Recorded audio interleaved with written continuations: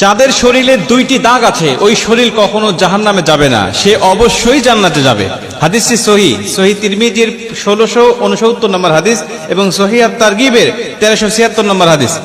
হযরত আবু উমামা রাদিয়াল্লাহু তাআলা আনহু হাদিসটা বর্ণনা করেছেন। রাসূল সাল্লাল্লাহু আলাইহি ওয়াসাল্লাম বলেন, যাদের শরীরে দুইটা দাগ আছে এবং যাদের শরীর থেকে 2 ফোঁটা তরল পদার্থ নির্গত হয় ওই শরীর কখনো জাহান্নামে যাবে না, সে অবশ্যই জান্নাতে যাবে এবং আল্লাহ পাকের কাছে এই শরীরটা সবচেয়ে প্রিয় শরীর। প্রিয় ভাই, আপনি তো আপনার শরীরে অনেক দাগ লাগিয়েছেন, প্রেমিকার জন্য, তাকে পাওয়ার জন্য শরীর কেটে দাগ করেছেন, অ্যাসিড দিয়ে প্রেমিকার নাম লিখেছেন, বিভিন্ন ভাবে আপনার শরীরে দাগ লাগিয়েছেন, কিন্তু দেখেন আল্লাহকে খুশি করার জন্য এই দুইটা দাগ আপনার শরীরে কখনো লেগেছে কিনা, বা আল্লাহর প্রিয় বান্দা বান্দি হওয়ার জন্য এই দুইটি দাগ আপনার শরীরে লাগানোর প্রয়োজন আপনি মনে করেছেন কিনা। রাসূল সাল্লাল্লাহু আলাইহি ওয়াসাল্লাম বলেন, 1 নম্বর দাগ হলো যে ব্যক্তি জিহাদের ময়দানে আল্লাহকে খুশি করার জন্য, আল্লাহর দ্বীন কায়েম করার জন্য অথবা আল্লাহর সন্তুষ্টির জন্য যে ব্যক্তি বাতিলের মোকাবেলা করতে গিয়ে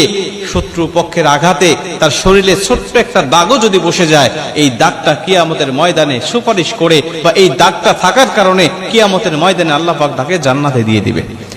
প্রিয় ভাই, এজন্য আল্লাহ রাব্বুল আলামিনের জমিনে, আল্লাহর জমিনে আল্লাহর দ্বীনকে বাস্তবায়ন করার জন্য যাদের শরীরে দাগ লেগেছে, যাদের শরীরে কোনো চিহ্ন বসে গেছে, মনে করবেন যে আল্লাহ পাক আপনাকে জান্নাতি বলে মনোনীত করেছেন বিধায় এমন একটি দাগ আপনার শরীরে দিয়েছেন। নবীজি সাল্লাল্লাহু আলাইহি ওয়াসাল্লাম বলেন, 2 নম্বরে ফরজ ইবাদত সমূহের কোন একটি দাগ যদি তার শরীরে দেখা যায়,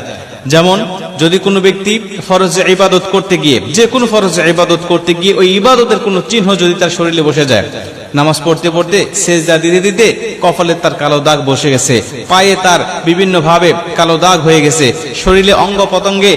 নামাজ পড়ার কারণে বা অন্য কোনো ফরজ ইবাদত করার কারণে কোনো না কোনো দাগ বা চিহ্ন তার শরীরে বসে গেছে, নবীজি বলছে এই দাগটা বসে যাওয়ার কারণে মন খারাপ নয়, কষ্ট নয়, বরং তুমি খুশি হয়ে যাও যে আল্লাহ পাক তোমাকে জান্নাত দিবে বলে মনোনীত করেছে।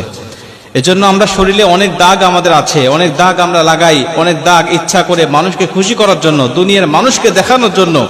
বিভিন্ন ভাবে আমরা শরীরে দাগ লাগাই। অনেকে আবার ট্যাটু অঙ্কন করে, যেটা আল্লাহ স্পষ্ট হারাম করেছেন। আমরা এই ট্যাটু অঙ্কন করে মানুষকে দেখানোর চেষ্টা করি, মানুষকে খুশি করার চেষ্টা করি, ভালোবাসার মানুষকে পাওয়ার জন্য আমরা শরীরটাকে অ্যাসিড দিয়ে পুড়িয়ে আমরা তার নামটা লিখতেও আমরা দ্বিধাবোধ করি না, যে মহান রবকে খুশি করতে পারলে আমার জীবন ধন্য, ইহকাল পরকাল দুটাই ধন্য। ওই রবকে খুশি করার জন্য এই দাগগুলো আমাদের শরীরে লাগানো অবশ্যই কিন্তু দায়িত্ব এবং কর্তব্য। এজন্য আমরা দেখি এই 2টা দাগ আমাদের শরীরে আছে কিনা, যদি না থাকে লাগানোর চেষ্টা করব, অবশ্যই আল্লাহ পাক এর বিনিময়ে উত্তম প্রতিদান আমাকে দান করবেন।